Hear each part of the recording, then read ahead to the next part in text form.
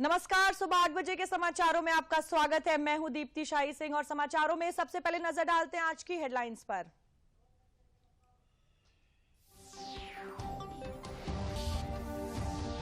उत्तर Bharat, Delhi NCR और जम्मू कश्मीर में कल आए भूकंप के तेज झटके। भूकंप का केंद्र अफगानिस्तान का हिंदू कुश क्षेत्र रहा। पाकिस्तान में भूकंप से 9 लोगों की हुई मौत। संसद के बजट सत्र के दूसरे हफ्ते के कल दूसरे दिन भी दोनों सदनों में जारी गतिरोध के बीच जम्मू कश्मीर के 2023-24 के बजट को मिली मंजूरी।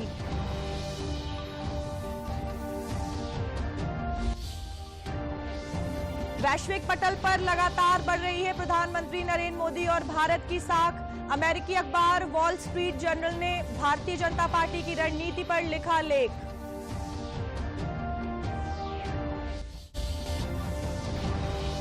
और चैत्र नवरात्र पर्व के साथ ही नव संवत्सर 2080 की हुई शुरुआत। विभिन्न देवी मंदिरों, मठों और आश्रमों में लोग कर रहे हैं दर्शन।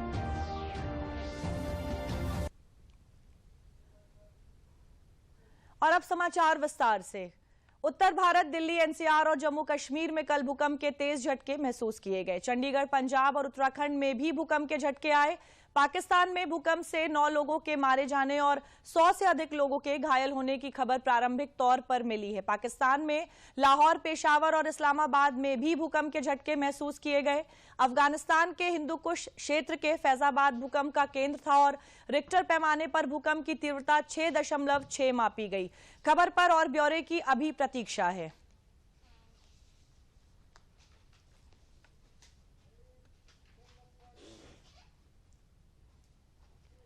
बजट सत्र के दूसरे चरण के दूसरे हफ्ते का दूसरा दिन भी हंगामे की भेंट चढ़ गया। सत्ता पक्ष राहुल गांधी से उनके बयान पर माफी के लिए मांग कर रहा है तो विपक्ष जेपीसी की मांग पर अड़ा हुआ है। लोकसभा में शोर शराबे के बीच जम्मू कश्मीर के लिए 2023-24 के बजट को मंजूरी मिल गई। दोनों सदनों को चेयर के माध्यम से चलाने की कोशिश की गई, लेकिन अभी तक कोई रास्ता निकलता नजर नहीं आ रहा है। संसद के बजट सत्र के दूसरे चरण के दूसरे हफ्ते का दूसरा दिन यानी मंगलवार को भी संसद के दोनों सदनों में वही नजारा देखने को मिला। सत्ता पक्ष और विपक्ष के बीच सदन चलाने को लेकर कोई सहमति नहीं बनी। सत्ता पक्ष लंदन में दिए गए बयान को लेकर राहुल गांधी से माफी की मांग पर अड़ा रहा, तो वहीं कांग्रेस व अन्य विपक्षी दल अडानी मसले पर जेपीसी की मांग सहित अलग अलग मुद्दों पर सदन में नारेबाजी करते नजर आए। लोकसभा और राज्यसभा की कार्यवाही सुबह 11 बजे शुरू होने से थोड़ी देर बाद ही दोपहर 2 बजे तक के लिए स्थगित कर दी गई। सदन के माध्यम से पुनः आग्रह करना चाहता हूं, सदन चले। सब बजट सत्र महत्वपूर्ण सत्र है, सबको बोलने का मौका देंगे। आप प्रश्नकाल के बाद स्थगन के समय अगर आप मौका नहीं दे तो आप बेल में आ सकते हैं।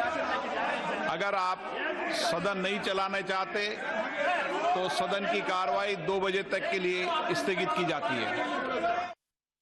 दोपहर बाद भी दोनों सदनों में गतिरोध जारी रहा है, जिसके चलते सदन को पूरे दिन के लिए स्थगित करना पड़ा।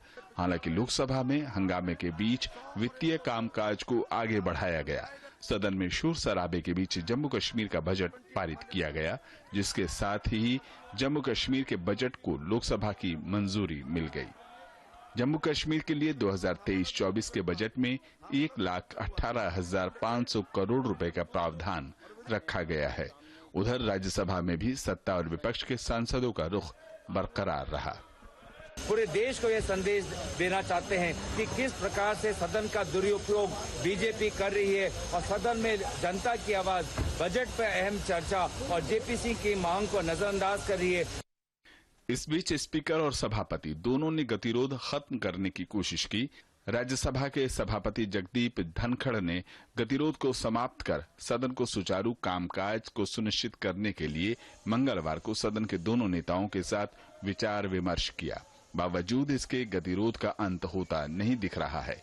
इस बैठक में भाजपा, वाईएसआरसीपी और टीडीपी के नेता मौजूद थे। हालांकि अन्य दलों के सदन के नेता शामिल नहीं हुए। वहीं लोकसभा अध्यक्ष के साथ भी प्रमुख दलों के नेताओं की गतिरोध खत्म करने को लेकर बैठक हुई, लेकिन बात नहीं बन पाई। राज्यसभा के नेता सदन पीयूष गोयल ने विपक्ष पर फिर से सदन का अपमान करने का आरोप लगाया और कहा कि विपक्ष नहीं चाहता कि सदन चले, आने वाले दिनों में देश कड़ा जवाब देगा। जिस प्रकार से बहुत ही ओछे तरीके से बैनर को लगाकर नारेबाजी कर जो देश और जनता के समक्ष विपक्षी दलों के नेताओं ने अपना व्यवहार और संसद की गरिमा और संसद की प्रतिष्ठा को जिस स्तर पर गिराने की कोशिश की है, उससे हम सभी को चिंता है। और मैं समझता हूं कि पूरे संसद का, पूरे सदन का आज विपक्ष ने फिर एक बार अपमान किया है। बुधवार को चैत्र नवरात्रि का पहला दिन होने और भारतीय नववर्ष के चलते कई सांसदों के अनुरोध पर दोनों सदनों में अवकाश रहेगा। ऐसे में अब देखना होगा कि क्या गुरुवार को संसद चलाने को लेकर कोई सहमति बनती है या फिर जरूरी वित्तीय कामकाज बिना चर्चा के ही सदन से पारित कराए जाएंगे। जहां एक और बीते कुछ वर्षों में वैश्विक पटल पर प्रधानमंत्री नरेंद्र मोदी और भारत की साख बढ़ती जा रही है, तो वहीं भाजपा भी दुनिया के सबसे बड़े राजनीतिक दल के रूप में बनकर उभरी है। कैसे भाजपा अपनी नीतियों के द्वारा न सिर्फ भारत में आम चुनाव और तमाम राज्यों के विधानसभा चुनावों को जीत रही है, बल्कि दुनिया में भी एक राजनीतिक दल के तौर पर अपनी एक अलग साख और पहचान बना रही है। अमेरिकी अखबार वॉल स्ट्रीट जर्नल में एक लेख में भाजपा को लेकर तमाम बड़ी बातों का जिक्र किया गया है। अमेरिकी अखबार वॉल स्ट्रीट जर्नल ने भारतीय जनता पार्टी को दुनिया की सबसे महत्वपूर्ण पार्टी बताया है। अखबार में छपे एक लेख में वॉल्टर रसेल मीड ने ये राय व्यक्त की है। लेख में मीड लिखते हैं कि भारतीय जनता पार्टी दुनिया की सबसे महत्वपूर्ण राजनीतिक पार्टी है और उसे कम नहीं आंका जा सकता है। अखबार के अनुसार भारत की सत्तारूढ़ भारतीय जनता पार्टी अमेरिकी राष्ट्रीय हितों के दृष्टिकोण से दुनिया की सबसे महत्वपूर्ण विदेशी राजनीतिक पार्टी है। इसे कम नहीं आंका जा सकता है। 2014 और 2019 में लगातार जीत के बाद भाजपा 2024 में भी दोबारा जीत की ओर बढ़ रही है। भारत में बहुपार्टी लोकतंत्र के बावजूद दुनिया की सबसे बड़ी पार्टी भारतीय जनता पार्टी आज बनी है। भाजपा के पास एक डायनेमिक, डिसाइसिव, विश्व स्तरीय नरेंद्र मोदी जी जैसा नेता है, नेतृत्व है और संगठनकर्ता के रूप में जेपी नड्डा जी जैसा राष्ट्रीय अध्यक्ष है। भारतीय जनता पार्टी वो पार्टी है जिसका एक एक कार्यकर्ता ये संकल्प लेकर निकलता है, नेशन फर्स्ट, पार्टी सेकेंड, और जिसकी लड़ाई देश की गरीबों के लिए काम करना और गरीबी को समाप्त करना है। और पिछले 9 वर्षों में हमने करके दिखाया है।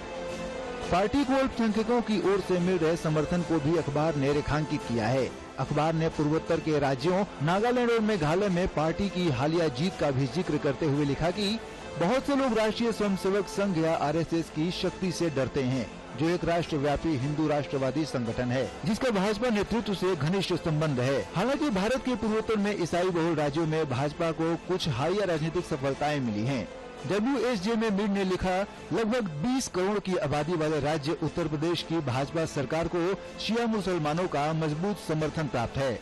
वॉल स्ट्रीट जर्नल में लेखक मीड ने राष्ट्रीय स्वयंसेवक संघ की काफी तारीफ की है। इसमें कहा गया है कि आरएसएस के कार्यकर्ताओं ने जातिगत भेदभाव से लड़ने के प्रयासों में महत्वपूर्ण भूमिका निभाई है। इसमें आगे लिखा गया है कि आरएसएस ने ग्रामीण और शहरी विकास कार्यक्रम चलाए हैं, धार्मिक शिक्षा और पुनरुद्धार के प्रयास किए हैं, जिसमें नागरिक सक्रियता को बढ़ाया गया है। आज से चैत्र नवरात्र के 9 दिवसीय पर्वों की शुरुआत हो रही है। मां दुर्गा के विभिन्न रूपों की आराधना के पर्व चैत्र नवरात्र का आज पहला दिन है और इसके साथ ही हिंदू नव वर्ष विक्रम संवत्सर 2080 की भी शुरुआत हो रही है। इस बार नवरात्र में लक्ष्मी योग बन रहा है और धर्माचार्यों के अनुसार कई शुभ योग के साथ मां भवानी नौका पर सवार होकर आ रही हैं। नवरात्र के पहले दिन मां दुर्गा के शैलपुत्री स्वरूप की पूजा आज की जा रही है। मंदिरों, मठों और आश्रमों के साथ श्रद्धालु घरों में भी कलश स्थापना करके मां दुर्गा की पूजा अर्चना कर रहे हैं। लखनऊ के बड़ी काली जी और छोटी काली जी तथा कालीबाड़ी मंदिर के साथ ही चंद्रिका देवी मंदिर और नंदना के 51 शक्तिपीठ में बड़ी संख्या में श्रद्धालु सवेरे से ही मां के दर्शन पूजन के लिए कतारों में लगे हुए हैं। इस अवसर पर मंदिरों को सुरुचिपूर्ण ढंग से सजाया गया है और मां दुर्गा की प्रतिमाओं का फूल मालाओं तथा आभूषणों से भव्य श्रृंगार किया गया है।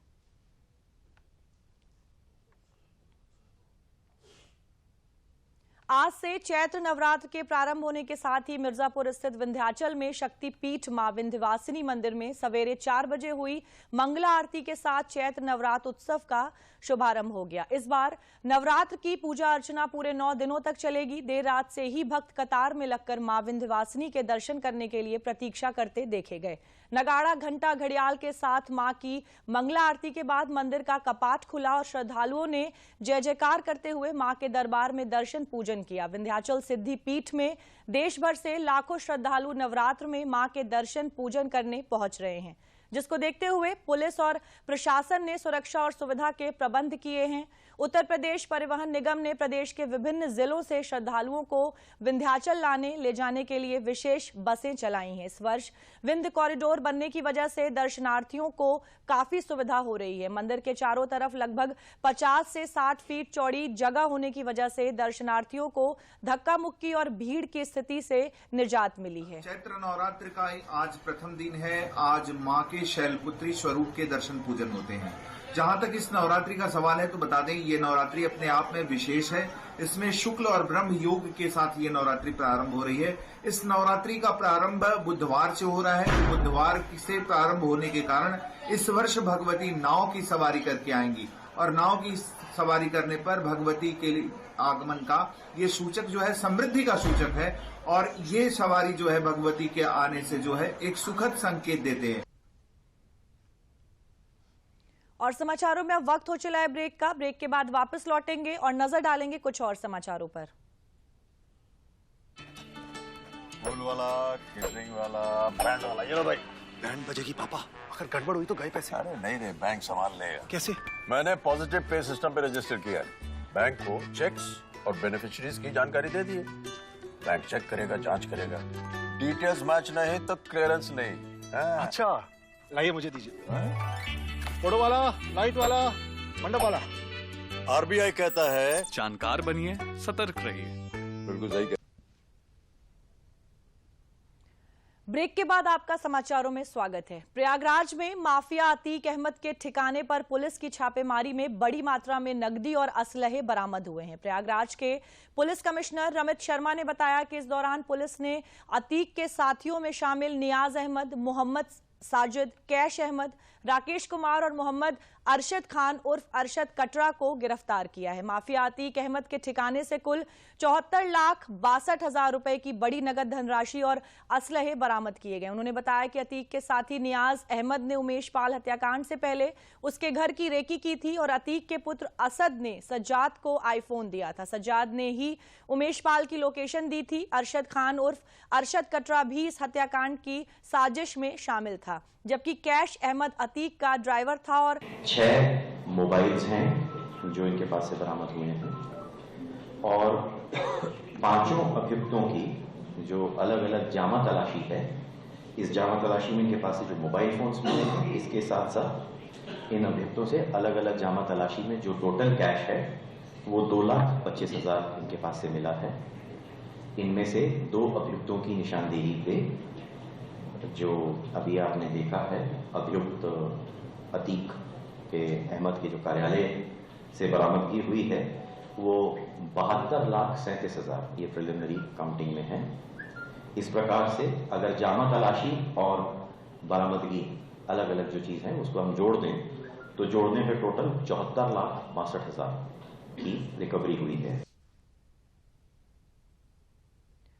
सरकारी कर्मचारियों ने सरकार से पुरानी पेंशन की बहाली की मांग की है। लखनऊ में आयोजित जनसभा में रेलवे के मंडल मंत्री आर.के. पांडे, उत्तर प्रदेश संयुक्त कर्मचारी परिषद के अध्यक्ष हरिकेश किशोर तिवारी, आयकर कर्मचारी संघ के महासचिव ब्रजेश यादव और केंद्रीय संयुक्त कर्मचारी संघर्ष समिति के प्रदेश मीडिया प्रभारी एसबी सिंह ने अपने संबोधन में कहा कि कर्मचारियों को पुरानी पेंशन दिए जाने को लेकर कई दलों के सांसद, विधायक और जनप्रतिनिधियों ने प्रधानमंत्री को सिफारिशी पत्र लिखा है।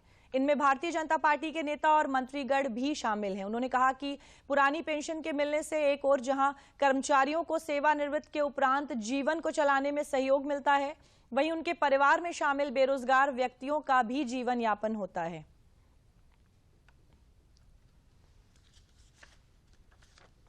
अगली कड़ी में पूरे डिस्ट्रिक्ट लेवल पे, ब्लॉक लेवल पे जन जागरण अभियान चलाया जाएगा।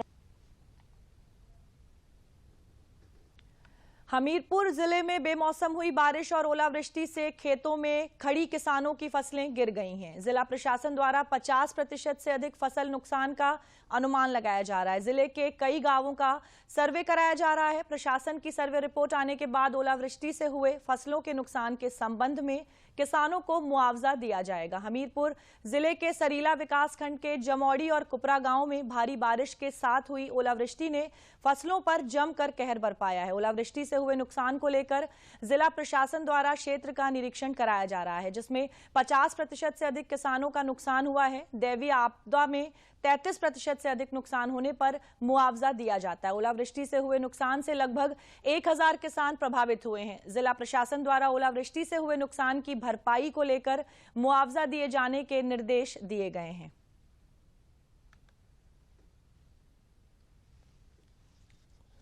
वहाँ पानी बरसा है, जिससे फसल की गेहूं की खेती नष्ट हो गई है। मटर है, जौ है, मसूर है आदि से क्षति पहुंची है।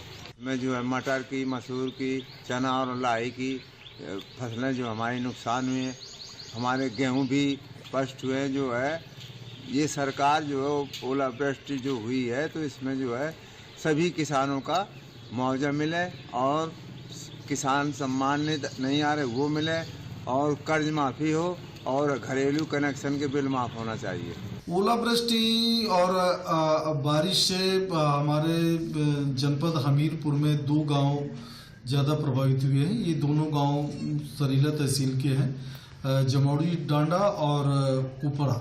ये 2 गांव हैं जिसमें हम लोगों ने जमौड़ी डांडा का सर्वे करा लिया है, जिसमें 33% से अधिक की नुकसान हुआ है। इसमें लगभग 450 किसान प्रभावित हुए हैं और लगभग 250 हेक्टेयर जमीन है। सर्वे करने के उपरांत हम लोग तत्काल इनको अनुमन्य सहायता राशि इनके खातों में ट्रांसफर करेंगे।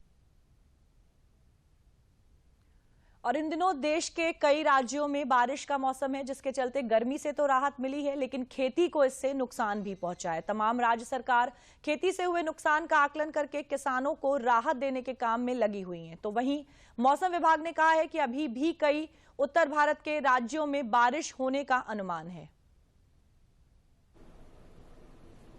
बढ़ती गर्मी के बीच पिछले 3 दिनों से मौसम के मिजाज में बड़ा बदलाव देखने को मिल रहा है। उत्तर और पश्चिम भारत के कई राज्यों में बेमौसम बारिश से मौसम में काफी बदलाव हो गया है। पहाड़ी राज्यों में जहां बारिश के साथ बर्फबारी हुई है, वहीं मैदानी राज्यों में कई जगहों पर बेमौसम बारिश से मौसम सुहाना हुआ है। वहीं कई जगहों पर जनजीवन भी प्रभावित हुआ है। उत्तर प्रदेश के कई जिलों में पिछले 4 दिनों से बारिश हो रही है। मौसम विभाग के अनुसार ये बारिश अगले 2-3 दिनों तक रहेगी। तेज बारिश और ओले पड़ने की संभावना को देखते हुए 72 जिलों में ऑरेंज अलर्ट जारी किया गया है। सीतापुर, मुरादाबाद, हरदोई, उन्नाव, बाराबांकी समेत कई जिलों में बारिश से तापमान में गिरावट आई है। वहीं किसानों के फसल को काफी नुकसान पहुंचा है। काफी नुकसान हुआ है। मेन बात तो गेहूं में और मटर है, सरसों है, ये सब कटे पड़े हैं। इनमें जो है नुकसान काफी आ गया और सबसे ज्यादा आम के बौर पे आया है। उत्तर प्रदेश के राहत आयुक्त प्रभु नारायण सिंह ने कहा कि किसानों को हुए नुकसान का जायजा लिया जा रहा है। जो नुकसान की बात है अलग अलग है। ललितपुर में कुछ नुकसान रिपोर्टेड है, बाकी जगह जो है चूंकि नुकसान होता है और अभी चूंकि बारिश चल ही रहा है, कहीं ओलावृष्टि भी हुई है। ऑलरेडी हमने सारे डीएम्स को अलर्ट किया हुआ है, वो लोग अपने लेखपालों के माध्यम से और किसी डिपार्टमेंट के माध्यम से जितना क्षति उसका आकलन कर रहे हैं। एक ऑनलाइन पोर्टल है, उस पर जैसे ही वो लोग अपलोड करते हैं पैसा यहाँ से जारी हो जाता है। मध्य प्रदेश के कई जिलों में बारिश और ओला के गिरने से जनजीवन प्रभावित हुआ है। विदिशा और सागर में ओला गिरने से फसलों को काफी नुकसान पहुंचा है।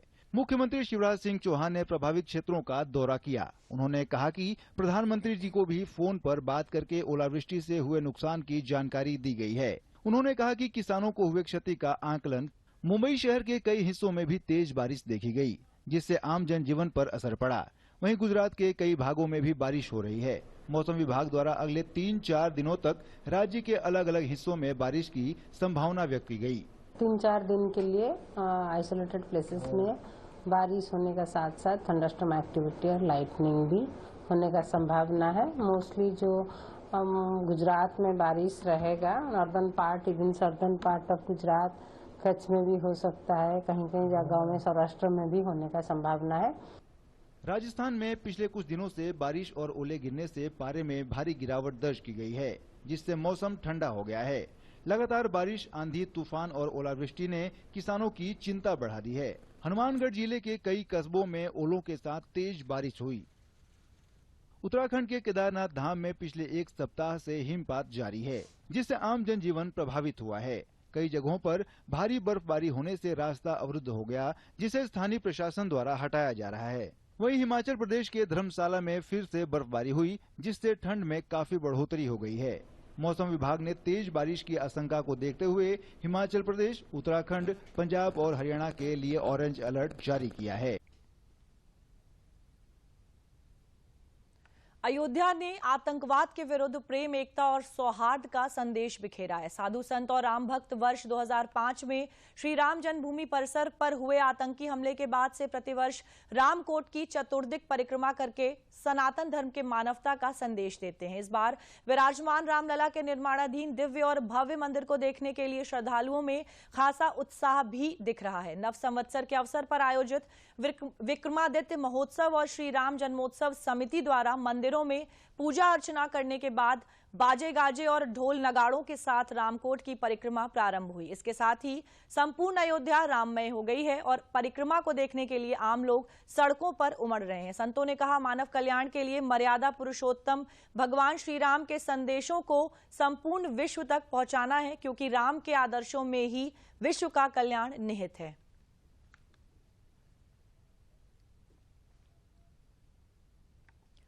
आजमगढ़ के नेहरू युवा केंद्र आजमगढ़ द्वारा युवा उत्सव का कार्यक्रम आयोजित हुआ। जिले के डीएवी पीजी कॉलेज में आयोजित इस कार्यक्रम में बड़ी संख्या में युवाओं सहित लगभग 200 युवाओं ने प्रतिभाग किया। कार्यक्रम में 5 प्रतियोगिताएं आयोजित की गई थीं, जिसमें सांस्कृतिक कार्यक्रम, फोटोग्राफी, निबंध लेखन, चित्रकला प्रतियोगिता एवं भाषण प्रतियोगिता शामिल थी, जिसमें से 32 श्रेष्ठ प्रतिभागी युवाओं को पुरस्कार देकर सम्मानित किया गया। कार्यक्रम में प्राकृतिक खेती को बढ़ावा देने के स्टॉल, ओडीओपी योजना के अंतर्गत बनारसी साड़ी के स्टॉल के साथ सूचना प्रसारण मंत्रालय के केंद्रीय संचार ब्यूरो द्वारा केंद्र सरकार की जन कल्याणकारी योजनाओं की एक फोटो चित्र प्रदर्शनी लगाई गई थी। कार्यक्रम में आए युवाओं के अंदर इस तरह के कार्यक्रम को लेकर काफी उत्साह देखने को मिला। कार्यक्रम के मुख्य अतिथि जयनाथ सिंह ने बताया कि युवाओं के विकास व मुख्यधारा से जोड़ने के लिए इस तरह के कार्यक्रम आयोजित किए जा रहे हैं।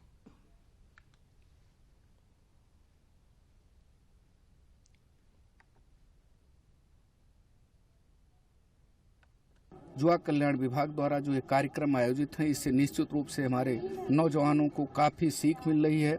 आगे बढ़ने के हुनर और तरीके बताए जा रहे हैं। उनके अपनी प्रतिभा जब उसमें कर रहे हैं तो उनको प्रथम या द्वितीय जो भी बच्चे आ रहे हैं प्रतिभागी, उनको सम्मान दिया जा रहा है।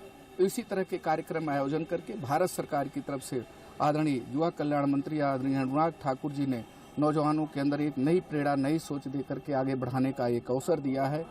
इस युवा उत्सव का मुख्य जो मकसद है, जो हमारे माननीय मंत्री श्री अनुराग ठाकुर जी का, कि ये पहला इस तरीके का आयोजन इस बार किया गया नेहरू केंद्र द्वारा। उनका विजन है कि इस तरीके के कार्यक्रम में नेहरू केंद्र द्वारा हर वर्ष किया जाए और ज़्यादा से ज़्यादा युवाओं को एक मंच प्रदान किया जाए नेहरू केंद्र द्वारा। मैंने भाषण प्रतियोगिता में पार्टिसिपेट किया था, जिसमें मेरा प्रथम स्थान है। यह नेहरू युवा केंद्र एक संस्था है जिसके द्वारा कराया गया, जो भारत सरकार की एक युवा और खेल मंत्रालय द्वारा से जुड़ा हुआ एक संस्था है, उसी के द्वारा कराया गया है। यह प्रोग्राम हुआ है राम जी के सोहर का, जिसमें राम जन्म का सीन दिखाया जाता है। मैं उसमें राजा दशरथ का रोल प्ले किया हूँ और मुझको बहुत अच्छा फील हुआ है। और संयोग से रामनवमी का त्यौहार भी है, और मुझको राम की लीलाओं में रोल प्ले करने में बहुत आनंद आता है। मैं अपने नाना के यहाँ रामलीला प्रोग्राम ये सब करता रहता हूँ। श्रावस्ती में अपने 2 दिवसीय दौरे पर पहुंचे दक्षिण कोरिया के 108 लोगों का कल भव्य स्वागत किया गया। भारत और साउथ कोरिया के मैत्री संबंधों के 50 साल पूरे होने के उपलक्ष्य में दक्षिण कोरिया के 108 बौद्ध भिक्षु बनारस के सारनाथ से पैदल चलकर और 1200 किलोमीटर का सफर तय करके श्रावस्ती पहुंचे थे, जहां पर उन्होंने कल भगवान बुद्ध की तपोस्थली जेतवन में विधि विधान से पूजा अर्चना की और दोनों देश में शांति समृद्धि की कामना की। इसके बाद दूसरे दिन सभी कोरियाई बौद्ध भिक्षु अंगुली गुफा पहुंचे, जहां पर कोरियाई बौद्ध भिक्षुओं ने भगवान बुद्ध के उपदेशों का उच्चारण किया और दोनों देशों के संबंधों के लिए प्रार्थना की। इस मौके पर कोरियाई बौद्ध भिक्षुओं ने कहा कि श्रावस्ती आकर वह भावुक हुए हैं और भगवान बुद्ध की तपोस्थली को नमन किया। इसके बाद सभी 108 बौद्ध भिक्षुओं का जत्था दक्षिण कोरिया के लिए वापस रवाना हो गया। बहुत अच्छा लगा यहाँ पे आके और मुझे लग रहा है कि मैं एक बुद्ध भगवान की इस धरती पे चलते हुए मेरे साथ में बुद्ध भगवान भी चल रहे हैं।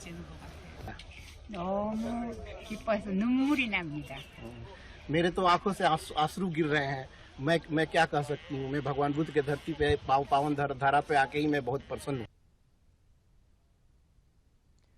आलू उत्पादक किसानों को आलू का वाजिब दाम दिलवाने के लिए सरकार ने प्रधानमंत्री किसान संपदा योजना के अंतर्गत ऑपरेशन ग्रीन योजना लागू की है। बरेली मंडल की उद्यान विभाग की उपनिदेशक पूजा ने हमारे प्रतिनिधि को बताया कि बरेली मंडल के बदायूं और शाहजहांपुर जिले में ऑपरेशन ग्रीन संचालित है। इस योजना के अंतर्गत आलू उत्पादक किसानों, एफपीओ, प्रसंस्करणकर्ता, सहकारी समितियों, लाइसेंस धारी कमीशन एजेंटों, निर्यातकों और विपणन के फुटकर व्यवसायियों को कोल्ड स्टोर में आलू भंडारित करने पर भंडारण शुल्क में 250 रुपए प्रति कुंटल के सापेक्ष 100 रुपए प्रति कुंटल अनुदान दिया जा रहा है। उन्होंने कहा कि न्यूनतम भंडारण क्षमता भी सभी के लिए अलग अलग निर्धारित की गई है।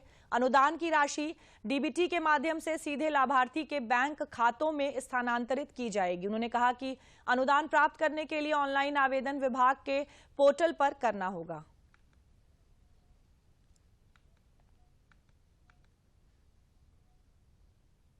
और समाचारों के अंत में नजर डाल लेते हैं हेडलाइंस पर।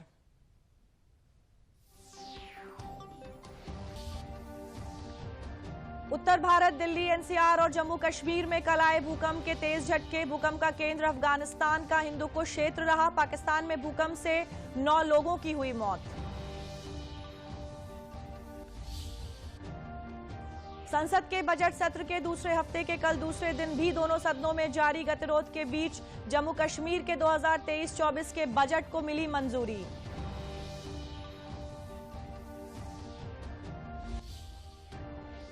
वैश्विक पटल पर लगातार बढ़ रही है प्रधानमंत्री नरेंद्र मोदी और भारत की साख। अमेरिकी अखबार वॉल स्ट्रीट जर्नल ने भारतीय जनता पार्टी की रणनीति पर लिखा लेख।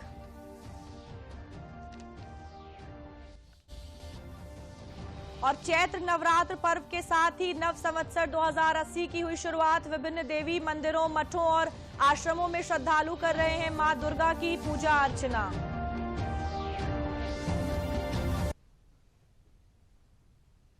और समाचारों में फिलहाल इतना ही। नमस्कार।